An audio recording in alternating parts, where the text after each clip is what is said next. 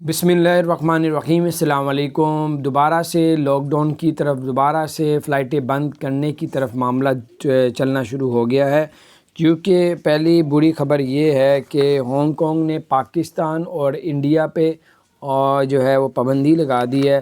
اب آپ لوگ ہانگ کانگ ٹریول نہیں کر سکتے۔ اب اس کے بعد کون سا ملک پابندی لگائے گا؟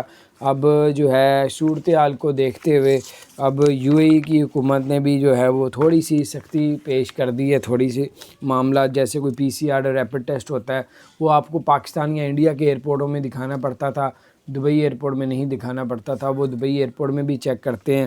اب دوسری یہ کہ جو جینون ٹریولر نہیں ہیں ان کی جو ہے وہاں پہ بھی جا کے جانچ پوچھ ہونا شروع ہو جاتی ہے کہ آپ ٹریول کس کے پاس رہیں گے، کس کے پاس رہنا ہے آپ نے۔ اگر نہیں ہے آپ کا کوئی جاننے والا تو ہوٹل بکنگ آپ کی کنفرم ہونی چاہیے، اور اگر آپ 30 دن کے لیے جا رہے ہیں تو تقریباً آپ کے پاس 1500 درہم ہونے چاہیے۔ تو یہ اگر آپ لوگ 90 دن کے لیے جا رہے ہیں تو آپ کے پاس تقریباً 3 سے 4 ہزار درہم تک ہونا چاہیے۔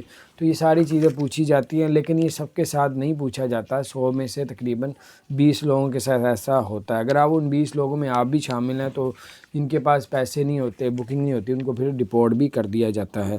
تو بہرحال صورتحال یہ ہے کہ جس ملکوں میں کرونا بڑھ رہا ہے ان ملکوں پہ وہ پابندی لگانا شروع کر دی ہے انہوں نے، کیونکہ آلریڈی 11 ملکوں پہ ایمریٹس ایئرلائن نے پابندی لگا دی ہے، اور پاکستان، انڈیا، بنگلہ دیش اس میں شامل ابھی نہیں ہیں۔ اللہ پاک بچا کے رکھے۔